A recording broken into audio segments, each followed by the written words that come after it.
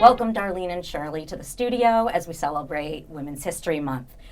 Let's start off by talking about the strides that women have made reaching senior roles in corporate America. The good news is that there's more female CEOs of Fortune 500 companies than have ever been before. Yet, as we all know, it's still only 33 out of 500. So maybe you could just share with me a little bit about the development, and do you think we're on the right path towards the future of closing the gender gap?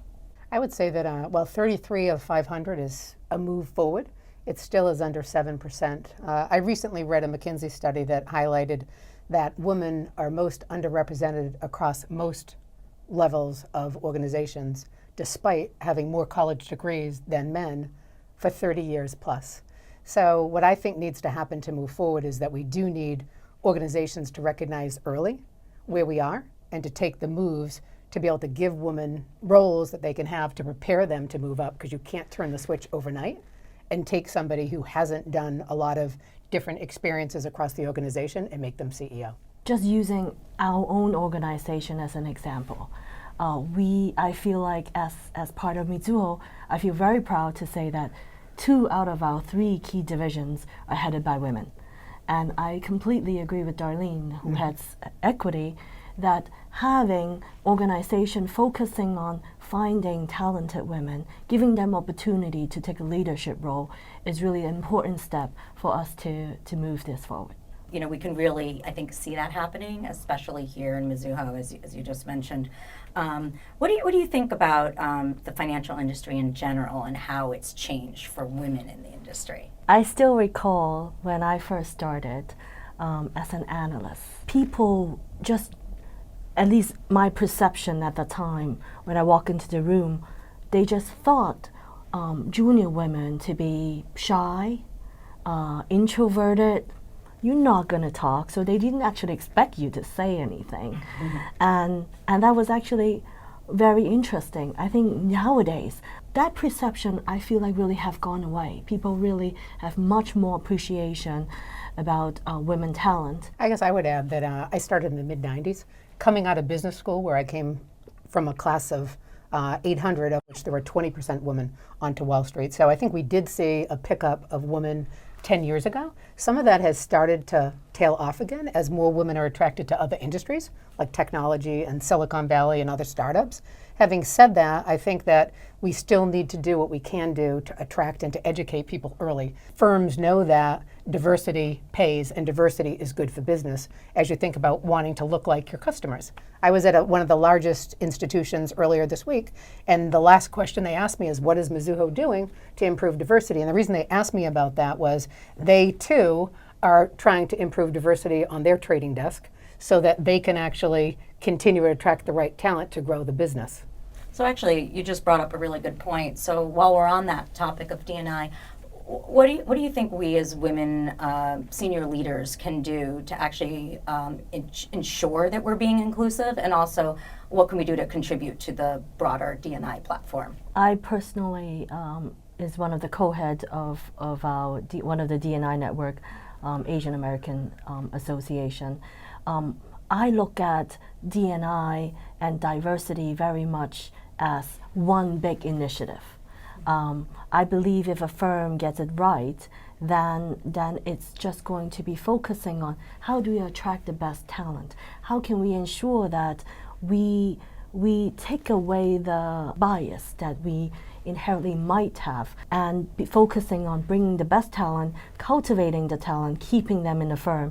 So I believe very much that diversity is something not just specifically to gender or race, but very much holistically. It's important to educate the managers. So the managers that I'm bringing in, the people I'm bringing in to build the culture across equities, they all appreciate it and know that we want more diversity. They know that it's good for business. I want to work around people that will teach me. I don't want to teach people everything, and I need great people with great minds who are of diverse backgrounds, so I can change and evolve the business. What are some of the strategies that you've learned that you think can help women achieve a more prominent role in the organization? I think advice to people starting out in their career early on, as you think about where you want to be in 10 or 15 years, choose a supportive partner. As you think about long term, how you're going to manage, if you choose to manage a family and a job. I think about being prepared or over-prepared.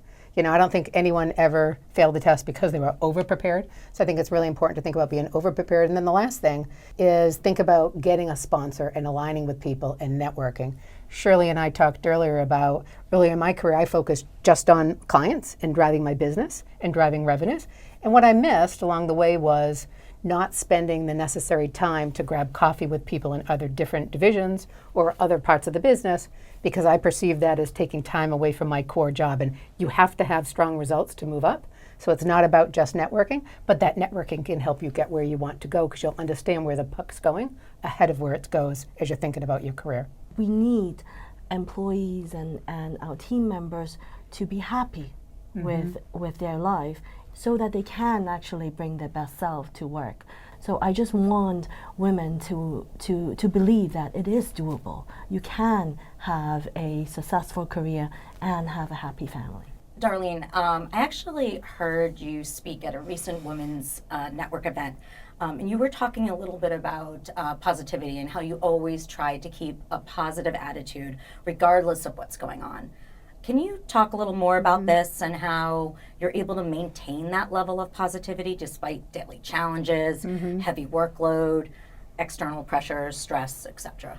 I think at the highest level, it's much more fun to be positive than negative. I am a strong believer that you need a positive team that respect the organization and that buy in and that want to drive the business further. I need people to drive the business who think it's not what happens to me, it's how I react to what happens to me. I'm a big believer that we can do whatever we set our minds to do. And despite the challenges in the industry, that if we have a winning team and a team that has that positive attitude, that we will be successful. Thinking back to when you either first started in your career or maybe 5 years in, maybe 10, what advice would you give to your younger self? Something that maybe you know now that you wish you knew then? I think it's important to tell your younger self or others to take a step back, think about where you might want to be in 5 or 10 years, and think about the other skill sets you might need to get there. And maybe sometimes it's okay to take a step back to move forward. I recall one senior woman telling me that, Shirley, this is really a marathon. You sprint too hard.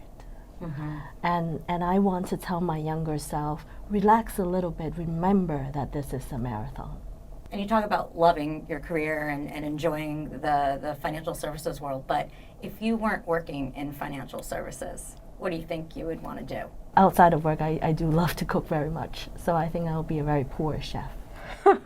See, and I'm much more capitalistic, I guess, where I would probably try to position myself to be a CEO of a technology company or another company or something that's entrepreneurial. The one area of Mizuho I absolutely love is the entrepreneurial part of it. Shirley talked about growing products and attracting teams and working across the organization with so many great business partners.